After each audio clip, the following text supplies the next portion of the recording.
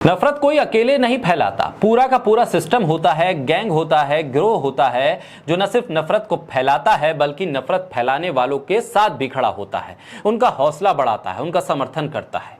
और यही हो रहा है मुजफ्फरनगर के स्कूल के मामले में। मजहब के नाम पर बच्चों को पीटने वाली, पिटवाने वाली टीचर पर कोई कार्रवाई ना हो, जांच ना हो, मामला रफे दफे हो जाए, मामला दब जाए, इसलिए पूरा का पूरा गैंग जोर लगा रहा है। जांच की बात करने वालों से सवाल कर रहा है कि अगर एक टीचर ने पछतावा जाहिर कर दिया है तो फिर जांच की बात क्यों हो रही है। बोलता हिंदुस्तान पर मैं हूं आपके साथ फिर शाकिर अली बेग। अब टीचर के कृत्य पर जहां पुलिस ने मामला दर्ज करके कार्रवाई की बात कही है, एक बड़ी तादाद में लोग हैं जो समर्थन में आए हैं उस बच्चे के जो रो रहा था, जो पिट रहा था। तमाम राजनेता भी अब धीरे धीरे कर उस गांव का सफर तय कर रहे हैं, वहां जाकर उस बच्चे के पिता से बात कर रहे हैं। आखिर बच्चे का नाम स्कूल से क्यों कटवा दिया गया, आखिर क्या वजह है, इसको जानने की कोशिश कर रहे हैं। लेकिन एक गिरोह है जो समर्थन में खड़ा है उस टीचर के जिसने मजहब के नाम पर एक बच्चे की पिटाई करवा दी, वो भी उसके साथ में पढ़ने वाले क्लास के दूसरे बच्चे से। अब इस टीचर पर कार्रवाई ना हो इसलिए पूरी की पूरी नफरती टोली लगी हुई है, कह रही है कि माफी मांग ली है, बात को खत्म करो। लोग कह रहे हैं कि इस घृणित कृत्य पर बेशर्मी की लीपापोती करने वाले अब आ गए हैं, महिला टीचर का बचाव करने वाले, उस मासूम बच्चे की आंसुओं को न देखने वाले वो तमाम लोग अब ये कह रहे हैं कि एक टीचर को पछतावा हो रहा है, ऐसे में बात नहीं होनी चाहिए उस महिला टीचर पर कार्रवाई की। कुछ तो कह रहे हैं कि क्या अब इस टीचर की नौकरी भी आप खा जाओगे क्योंकि इसने अब तो माफी मांग ली है, माफी मांगने से क्या सब कुछ धुल जाएगा, वो नफरत जो जहन में, जो दिलों में बस गई है, वो कैसे निकाली जाएगी। इतनी नफरत समाज में, नफरत इस तरह से जहर की तरह फैल रही है। मुजफ्फरनगर में टीचर ने बच्चे की पिटाई करवा दी और फिर उसे सही भी ठहराया जा रहा है। हालांकि टीचर के जरिए किए गए काम की बहुत बड़ी तादाद में ऐसे लोग हैं जो भर्त्सना कर रहे हैं, जो निंदा कर रहे हैं, जो कह रहे हैं कि टीचर पर कार्रवाई होनी चाहिए। लेकिन इन तमाम लोगों के बीच में भी कुछ लोग ऐसे हैं जो इस तरह की कार्रवाई को ठीक बता रहे हैं। वो कह रहे हैं, उन तमाम चीजों को निकाल कर ला रहे हैं कि बच्चे की गलती थी, बच्चा ये चीज याद करके नहीं लाया था, वो चीज याद करके नहीं लाया था, इसलिए उस पर एक बच्चे के जरिए थप्पड़ लगवाए गए, उसकी पिटाई करवाई गई।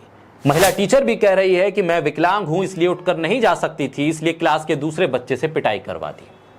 जो लोग भारत जोड़ो यात्रा या इस तरह की किसी भी पहल की आलोचना कर रहे थे और पूछ रहे थे कि भारत तो जुड़ा हुआ है, टूटा हुआ कहां से दिख रहा है जो आप इस तरह की यात्रा निकाल रहे हैं, उन्हें यह मुजफ्फरनगर का वीडियो जरूर देखना चाहिए कि भारत कितना अंदर से टूटा हुआ है।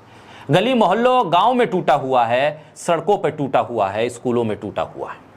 एक गुरु और शिष्य की जो आस्था है, जो परंपरा है, उसमें भी दरार आ गई है। भारत कितना टूटा हुआ है। हिंदू, मुसलमान, सिख, ईसाई आपस में भाई भाई का ये नारा हम बचपन से सुनते आए हैं, लेकिन क्या ये नारा खोखला हो गया है? सत्ता पाने के लिए समाज में जो जहर फैलाया गया है उसकी चपेट में कौन कब और कहां आ जाए कोई नहीं जानता। जो लोग अपने आप को सुरक्षित समझ रहे हैं वो भी कभी भी इसके चपेट में आ सकते हैं। नफरती न्यूज पोर्टल ऑफ इंडिया का पत्रकार इस बात को लेकर व्याकुल है कि उस बच्चे के समर्थन में साथ देने वाले लोग सामने क्यों आ रहे हैं। कोई फीस देने की बात कर रहा है, बच्चे को कोई दूसरी सुविधा देने की बात कर रहा है। अनुपम सिंह इस बात के दर्द से तड़प रहे हैं कि इस बच्चे की मदद के लिए लोग आगे क्यों आ रहे हैं। वो कह रहे हैं कि हिंदू अगर इस तरह से घटनाओं से ग्रसित हो जाता है तो उसका समर्थन कोई क्यों नहीं करता। अनुपम सिंह का दर्द तो इतना ज्यादा है कि वो एक मासूम के साथ हुए व्यवहार को नूह में हुए दंगे और पत्थरबाजी से जोड़कर बता रहे हैं और इसे जस्टिफाई कर रहे हैं। ध्रुव त्रिपाठी नाम का एक और यूजर जो इस बात को कह रहा है कि समझौता कर लेना चाहिए, बातचीत हो चुकी है, पिता कह रहा है कि एफआईआर नहीं होगी, तो माफी मांग ली गई है, तो फिर क्यों इस पर इतना तूल दिया जा रहा है। यासीन मलिक के फोटो को साझा करके वो इस मामले को यासीन मलिक से जोड़ रहा है। नफरत की हद तो देखिए कि कहां से बात को कहां तक लिया जा रहा है। आखिर कितनी गहरी जड़ें हैं नफरत के इस कारोबार की कि देश के भीतर एक मासूम बच्चे के आंसू भी लोगों को बर्दाश्त नहीं हो रहे हैं, उसके समर्थन में लोग खड़े होने की हिम्मत नहीं कर पा रहे हैं। लेकिन फिर भी बहुत बड़ी तादाद है उन लोगों की जो उस बच्चे के साथ खड़े हैं, उस पिता के साथ खड़े हैं।